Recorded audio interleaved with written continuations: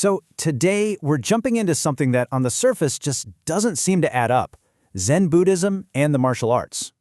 I mean, it's a heck of a paradox, right? How in the world can a path to inner peace be so deeply wrapped up with the art of combat? They really do seem like they're from different planets. Just think about it. On one side, you've got Zen, which is all about finding tranquility, about stillness. And on the other, well, you have the martial arts, the very definition of dynamic, powerful, and let's be honest, potentially lethal action. It's like trying to mix oil and water. So how do they ever get together? To understand how these two came together, we have to go back, way back, to a legendary meeting of mind and muscle at one of the most famous places in martial arts history, the Shaolin Monastery in China. So this monk, Bodhidharma, shows up from India, and what he finds is a mess. Seriously, the priests at Shaolin were, for lack of a better word, stuck.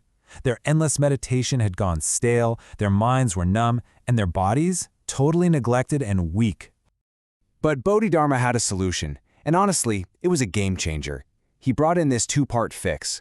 First, a super focused kind of wall-gazing meditation to teach them how to be still with purpose. And second, the choreographed, powerful movements of Gong Fu, to be active with meaning. He literally taught them how to put their mind directly into their muscles. And you know, this wasn't just about exercise. The real glue holding it all together was a deep spiritual philosophy, a code. In Chinese, it was called Wuxidao. You've probably heard its Japanese name, Bushido. And the absolute core of this whole philosophy? It's about getting rid of the ego. There's this incredible story, right? The Emperor Wu was bragging to Bodhidharma about all the temples he's built, all the good deeds he's done. He asks, "So how much good karma have I racked up?" And Bodhidharma just looks at him and says, "None. Absolutely none." The Emperor is stunned, right? He asks what he should have done, and Bodhidharma's answer is just perfect: to be empty of yourself. This whole idea of self or ego, that's the world the warrior's trying to escape. They call it samsara. Think of it as the world of constant drama, right? It's full of illusions, emotional attachments, things that are always changing. And according to Zen, you can't rely on any of it. It's basically our own personal hell. So what's the opposite of that? It's nirvana.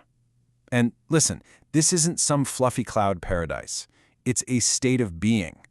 It's this eternal, unchanging reality that you can only get to by completely ditching your ego and self-interest. That is the single goal.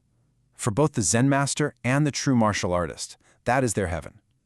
And you can see this so clearly in the original code. Just look at this. It lays out that the real battle was never against someone else. Your fortress isn't a castle. It's your own unshakable mind. Your sword isn't a piece of steel. It's your conquered ego. And your enemy? It's your own carelessness. The true fight is, and always has been, an internal one. For centuries, this amazing union of mind and muscle was the gold standard. But then, history happened. A massive, violent event shattered that bond, and it led to a huge misunderstanding of what it was all about, especially in the West. So what happened? Well, that spiritual code, especially in Japan, got twisted. The original Buddhist idea of humility was flipped on its head. It became this militaristic thing where honor meant seeking a glorious, proud death just so you wouldn't embarrass your warlord or your ancestors.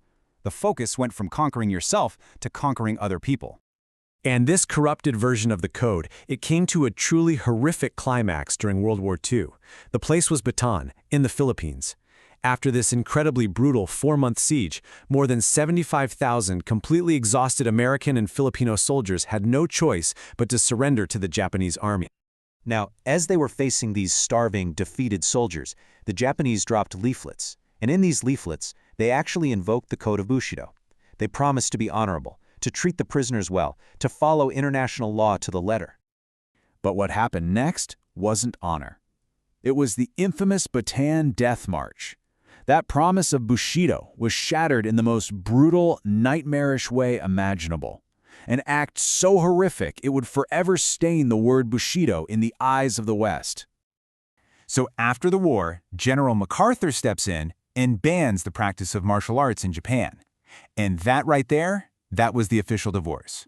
So when Zen and martial arts finally made their way to America, they didn't come as a pair. They came as two separate, incomplete things. You had the spiritual practice with no physical discipline, and you had the physical fighting but with no spiritual code to guide it. Okay, so let's shift gears a bit. Beyond all the history and philosophy, there's actually some really cool science that explains why this union is so incredibly effective, why it creates true masters. Think about how you react to things normally. When your ego's running the show, it's a pretty slow three-step dance. First, your senses notice something. Second, your brain goes, okay, that happened. And third, your conscious ego has to stop, think about it, weigh the options, and then decide what to do. There's a lag built right into the system. But a true master? Someone in that meditative, egoless state? They skip that third step completely. The reaction is subliminal. It's a direct line from seeing to doing. And get this? That response can be almost twice as fast. It's the difference between thinking, I should probably block that punch, and your arm just being there. There's this fantastic story about a horse named Clever Hans, who everyone thought was a math genius. Turns out, Hans couldn't do math at all. But what he could do was read the tiniest unconscious body language of the people asking him questions. A tiny lean forward, a slight raise of an eyebrow. These were signals that told him when to start and stop tapping his hoof to get the right answer. That's exactly what a martial arts master does. They read the unintentional signals an opponent gives off that your conscious ego would totally miss. And this all boils down to our own nervous system. When you're scared or angry, your fight or flight response kicks in. And you might think that makes you sharp, but it actually narrows your focus and makes you less aware. But a calm, zen state? That activates your relax and perceive system. Your heart rate slows, your senses get sharper, and your awareness actually expands. For a warrior, staying calm isn't just a nice idea, it's a massive physiological advantage. So the big question is, after this tragic, violent divorce, can we put them back together? Can we find that path again to put the mind back into the muscle?